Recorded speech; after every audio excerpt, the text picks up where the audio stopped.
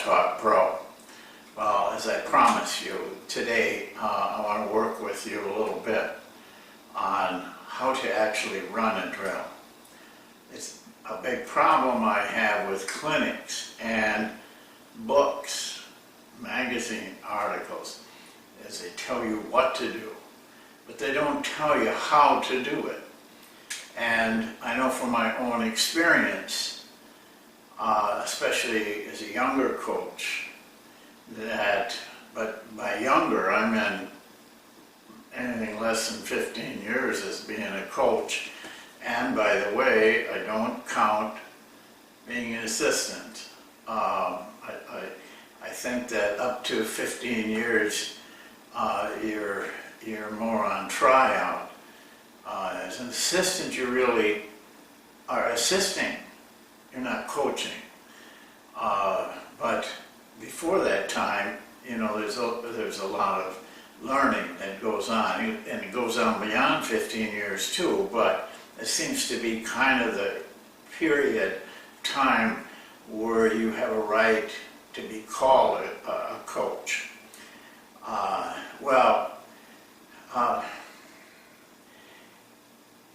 The thing I want to get across to you is I take practices very seriously. Now there's a little difference in the practices as the year goes on. You know, the atmosphere may change a little bit. There may be more times where you're less intense. There may be times even when you do some filling. By filling, I mean this, and it's a pet peeve of mine. Throwing a drill out there just to get something done. You don't know what to do. You want to take up some time. You don't want to dismiss them. So, you know, you do something. I see a lot of it at the beginning of practice. Guys dancing down the floor, rolling on balls, all that kind of thing. And the coach standing off to the side, relaxing, obviously thinking of things far from practice. Those things bother me. I want practices to be more professional and working towards something hard, working hard towards something. I understand though, longer schedules, you know, you have to do some of those things. 82 games, you know, that's tough. Same players, day after day, months after months, same things coming up. So, you know, I understand that. But still, even with that, there has to be some intensity, some involvement by the coach. Even when you're letting them, say, have some fun, do something like that, you're still on edge as far as you're concerned. I think that if you prepare properly for a practice, you'll have very few bad practices. When I have experienced bad practices, every coach does, I always walk off the floor thinking, I just didn't prepare this practice right. If I prepare it right, we usually have good practices. The same is true of drills. If I prepare well for a drill, the drill goes well. If I don't prepare well, especially when you're introducing it, a lot of chances that it can go badly. And so now I'll make that point to you. There's some steps here that I think I would like you to consider for your own practices, so that every one of your practices are good and every one of your drills are run right. Drills are very important to you. Don't take them lightly. You know, when I teach shooting, I tell players every shot is a gem. You know, it has to be right. You're just not going to throw something up there. Make every shot a gem, something special. And you'll be surprised at the end of the night, you're one of those guys who goes 9 for 14 and helps you win a game.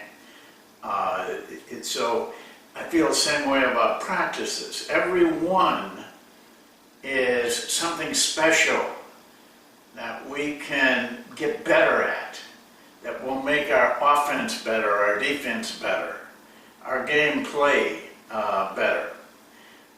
So I take that attitude into a drill, and I hope you will. When you're preparing this drill, whatever it is, and what I'd like you to do, and I'm going to walk you through this, what I'd like you to do is to do what I'm going to do today. Take any one of our drills and take the steps that I'm going to show you. And if you'd like to, email it to me or take a picture and email it that way. If you can't scan it, I'd like to see it. And I will make comments on it. And I will get back to you. Make sure I got your email probably, but I need your phone number. Because sometimes I don't like to do it by email. I want to talk to you because some of the things I want to say to you have to be with voice rather than written. Well, the first thing I'm going to tell you about running a drill is this: go on the floor. Don't sidestep that. Don't short step it. Take it out on the floor. You can do it alone. I've done it alone a lot. Early in the morning before anybody gets there, I do it with chairs. You gotta have some, some input into this. You gotta figure out ways. You gotta be creative. I go get chairs. I do anything. I want to see the angles. I want to see distances. I want to see what a cut is going to look like when we go out there on the practice floor, where it's going to place me if the screen is at a certain angle, the pass is at a certain angle. I want to see all of that. If you got enough staff, take them with you, because they're learning then also, and they have some input into it. You know, I've used janitors, I've used office girls, everything. I have to see that. Now, once you see it, then you can go back to the office. Then you can go back to the drawing table and work work with it. The next part of this is I'm going to tell you is draw out every drill. Now I'm going to put one up on the little sketch pad here that will look exactly what yours should look like, and I'm going to go through those right now, those steps. But draw every drill out. Take the time. It'll pay off for you. You'll begin between the floor and the drawing. You're going to see different potential problems. Listen, you can be off where you put that man, that passer. You can be off 3 steps, and it's upsetting to what you want to accomplish. You'd be surprised how little something is, and yet it keeps you from success. These are all things that you can nip in the bud before the problems are there on the practice floor. So now I'd like to go to the pad, which will be just like I'd like to see you draw it on your yellow pad, and we'll walk through this. Well, this actually is a large yellow pad, is all it is. But this is what my yellow pads look like for every drill. Now, you know, with the season winding down, I won't use this. I won't need to use it. But even though this particular drill I've known for maybe 30 years, I would still treat it like I'd never taught it before. And then I know I will get everything across that I want. So first of all, you draw it out. And as you're drawing it, you've been on the floor, I hope. As you're drawing it, you're going to start to see things that you might want. Is the coach in the right place? We got 3 balls, you know, all of these things. How are we going to handle exchanging? What is the shooter going to do after his shot? What's the screener going to do? What's the cut? All of those things, you know, you're going to see those things as you draw them out. And the first thing that we use is this, purpose. We sit down and say to ourselves, exactly why am I running this drill? If you can't answer that question with some pretty good information, you probably shouldn't run the drill, because you don't know either the drill that doesn't have any purpose, which a lot of coaches do, run drills without much purpose or any purpose, or you're not knowledgeable enough to write out a purpose. And a purpose isn't single. I mean, you might have 1 or 2. I don't, but extend it down. You know, 1 or 2 lines should be plenty for one drill. Now you've got in your mind, this is what I plan to get off of this drill. I'm not going to fill these things in, because this is your job. I want you to struggle with that, to think it through. Now the very next after purpose is a description of the drill, and in this you go through things like where the players are going to be, how you're going to line them up, you need a passer, number of basketballs that you need out there for this drill, how you're going to rotate them after they're done. You know, in one of the drills, when this drill that I showed you, I came back, but I neglected to tell you that you exchange lines. After this guy's got done, the next he goes over there, this guy goes over there, so that they're playing both of these positions, and that you switch after a while, so that your cut is coming this direction.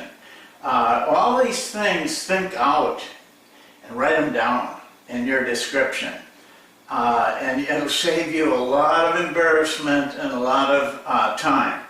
And then the last thing I do in this part of it is I write down coaching points. There's always something that you're grabbing on that you want to make sure the player. You don't have to make the whole list. You got a long season to get everything in.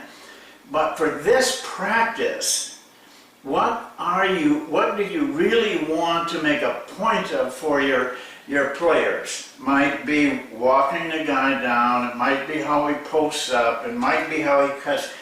Whatever you come up with, and that's your job, then write those coaching points down. You won't forget them if you write them down. But if you just say, oh, I got to remember to do this, I got to remember to say that, you're going to forget a lot of that. Now, when that part is done, and you should be doing this in a room, by yourself, quietly, get up an hour early, get your coffee, don't wake your wife, don't let the kids get up with you, they're a distraction. Sit down at that kitchen table and do the things that I'm talking. Maybe you can do it when you get to school, I don't care. But quiet your mind and go through these things. Then, the last thing on these steps is mental practicing.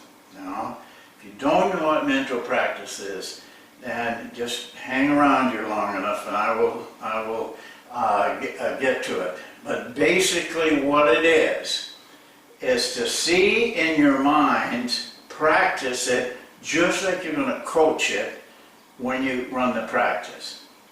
Mentally go through everything. Mentally go through the demonstration. Mentally go through the corrections you want to make. Mentally do all of them. Sit quietly. Don't use your body. Just sit and use your mind. Be quiet with it. But on the floor, when you have put the players into this part of the drill, make sure that you demonstrate first.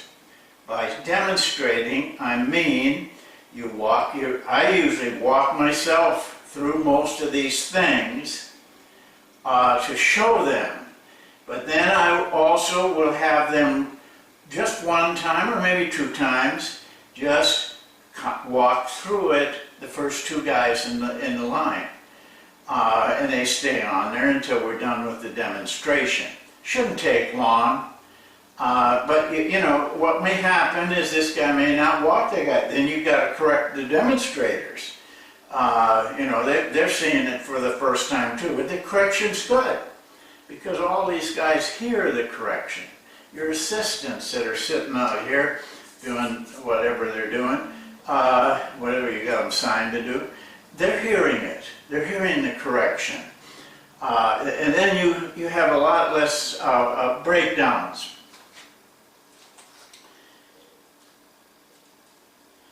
So, I had to look at my notes. I wanted to make sure I didn't miss any points, and I haven't up to this point. The last point I want you to get, and I want to reiterate, is listen, have a good practice. Prepare yourself right. And when you go out on that floor, be ready to really do a good job of coaching. Throw yourself into it. Get involved. Be attentive. Don't just be cool out there. You know, everybody has their own personality, but the mind has to be the same, and it is the same for everybody. Attention, you know, attentive on what you're doing. Well, that's it for this segment, and I hope we're getting close now to the season for a lot of you. Some of you NBA guys are already in it.